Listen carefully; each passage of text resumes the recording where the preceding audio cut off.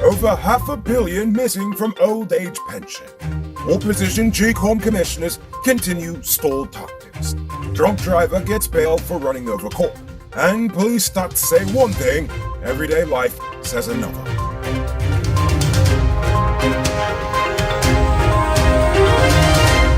I am Noriko Bulford, and this is Uncut News. A recent report from the Auditor General revealed that in 2016, some 594 million Guyana dollars meant for monthly old age pension payments could not be reconciled. But according to the Ministry of Human Services, it's the post office's fault, as they are the ones responsible for paying pensioners and submitting the respective vouchers back to the ministry. However, the paperwork was never submitted, thus millions of dollars in old age pension went unaccounted for. The permanent secretary has since noted that efforts are being made to reconcile the accounts by closing the old one and just starting a new account altogether. The monies that were unreconciled have since been reduced to $115.9 million as of 2017. The government has finally embraced their love of money over legal prosecution. Despite dragging Morse Archer before the courts over the quote-unquote highly illegal sale yesterday, the National Sports Commission agreed to sell the plot of land on Mandela Avenue, Georgetown, to Seaborne's Waste Management. Archer said his company leased the property from the Lands and Surveys Commission in 2018 for $100 million Guyana dollars. He said he had already paid $80 million by then. The NSC said they were directed by the government to sell the land to Seaborne's. Details of the agreement were not released. Of course they weren't. This morning, opposition GCOM commissioners continued their campaign to keep Lowenfield, Myers, and Spreadsheet Mingo on the government's payroll. This time, the commissioners walked out of a meeting that was geared to discuss the removal of the GCOM trio. Lowenfield has already taken the issue to court with the intention of having them remove PPP commissioners Says Gunraj and Bibi Shadik from participating in discussions, which basically means that Lowenfield wants the movers of the motion not to participate in their own motion. Anyway, we'll let you know what comes of this bowel motion when the details arise. The Police Service Commission has finally taken the president and the top cop to court.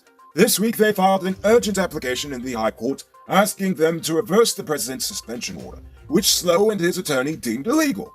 The PSC also wants the High Court to force the police force to recognize their list of promotions. In court papers, they also accused the president and other officials of trying to influence the work of the commission.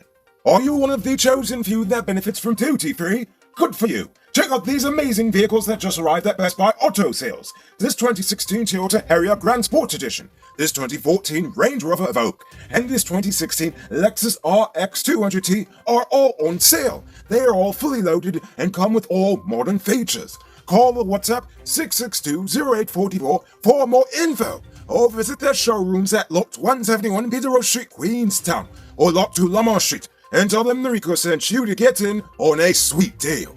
The Aircraft Owners Association of Guyana expressed its dismay and surprise over EDGEL's recent decision to suspend two local aircraft operators after the two were involved in separate accidents within 24 hours of each other.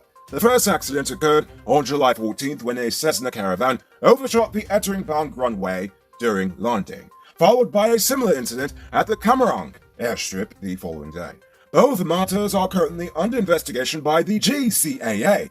Nevertheless, the aircraft owners claim that the suspension was unnecessary and unusual, as the GCAA has yet to complete the investigation or to even pronounce on the causes of the two incidents.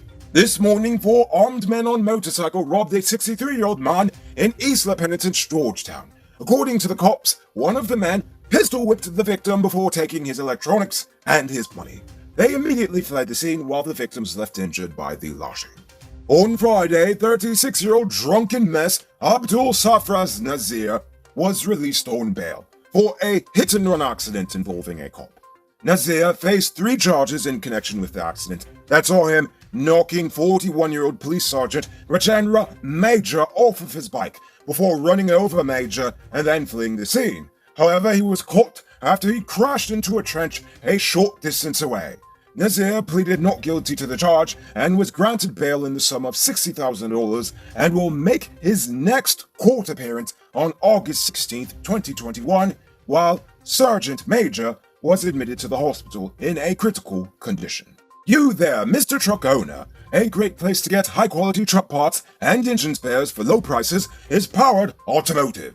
They stock spares for DAF, Freightliner, Mach, International, and all models of Cummins engines. Visit them at Lot 1161 E.E. Eccles or call them on 697-0171. Save big on truck parts at Powered Automotive, the #1 heavy-duty truck parts store in Guyana. Real thing. It's now time for today's Runner Report. Today, the nation recorded 62 new cases. There are now 514 persons dead, 12 persons in the ICU, 1,052 persons in home isolation. The total number of confirmed cases around the nation now stands at 21,668. So, please people, wash your hands frequently. Avoid touching your nose and mouth and mask up before you leave the house. When you do leave home, try to avoid enclosed spaces and large crowds. And remember to give 6 feet of space between you and others. According to the Health Ministry, as of yesterday, 26.5% of the adult population has been fully vaccinated, representing 128,847 persons, while more than 50%, or 243,540 persons, have received their first dose. With second dose figures still significantly low, the ministry is again calling on individuals to ensure they are vaccinated, as they hope to reach herd immunity, which many estimated is achieved at around 80 to 85% of the population either being vaxxed or exposed to the virus. A quick cent is better than a slow dollar. Sell Digicel top-up and watch your money grow.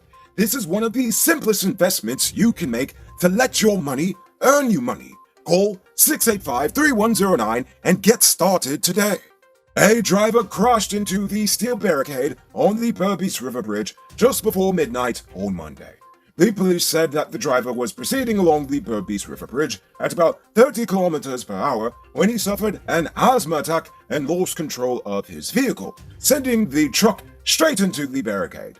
The driver was taken to the New Amsterdam Public Hospital, where he was treated for minor injuries. It's now time for our stupid news of the day. You know what's stupid? The GPF's crime statistics. According to every metric by the police, violent crime is down compared to last year, which is an accomplishment considering the fact that the lockdowns obviously affected the crime rates. But while the GPF says one thing, everyday life for the average Guyanese says another. Maybe we're all wrong, and maybe it's just a matter of perception and we're all just imagining that things are worse than before. But then again, I remember the words of Benjamin Disraeli, who said there are 3 types of lies. Lies, damned lies, and statistics. Aha! But that one thing to notice is, honestly, that's the biggest problem with policing. The results, while they affect all of us, they are still nevertheless intangible. I mean, come on, how does one even measure public safety? Is a reduction in crime stats a sign of better policing? Or is it just a sign of a more hopeless people? Less people reporting the crime in the first place. I mean, I could go on and on with these suggestions, but come on, it's clear that the records are divorced from the reality that everyone is feeling. So, what do I suggest? Well, maybe instead of looking at crime as just a number or just these individual occurrences, we need to observe the behaviors that shapes who commits crime, when, where, and for what cause. When we start to do that, then we'll really learn just how true the police statistics are. Because if you ask me, for them to parade those numbers every quarter with no context whatsoever for the general public, then the police must think that we're all pretty stupid.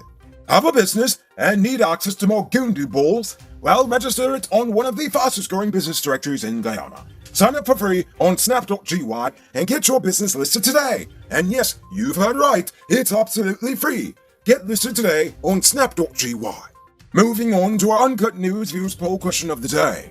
Every day we pose a question about current events in the nation, the region, the diaspora, and how you feel it relates to us. So, you give your responses in the comment, and we'll read the best ones in the following episode. Yesterday's question was, should the health ministry restrict entry to Guyana for people who are vaccinated only, or will other changes be more effective? Ron Prasad said, absolutely no. NG the atheist disagrees. He says yes, to keep our country safe, that is necessary. Moreover, our country should go on 24 hours lockdown for those who are not vaccinated. They don't want to take the jab, and they don't want to wear masks. Let's be responsible and protect them from their ignorant selves. DJ Wade said, some people cannot have the vaccine for health reasons. Are we gonna discriminate? And finally, Chisel Chipper 68 said, with our poor vaccination rate, I do not think we are in a position to make demands for persons to be fully vaccinated before coming here. This plan may backfire if countries request that our citizens live up to these standards that we are all demanding. Our travel will be severely limited, since the government is struggling to provide vaccines for the citizens of this land. Classic case of monkey see, monkey do. Oh my, you all have some very great points on this one, so thank you. Now for tonight's question. Public school children have been home for over a year. What do you believe the Ministry of Education should be doing to prepare children to come back next September? Think about that question and tell us in the comments below. If your response is good enough, we just might feature it in our next episode. Anyway, that's all the time we have for tonight. Check us out tomorrow for another. Until then, I'm Rico Bullford saying good night, folks. Hey, Uncut News viewers, thanks for watching. You can subscribe by clicking on this button over here, or click over there for more news. You can also drop a comment to let me know if you've made it to the end of the video. Goodbye for now.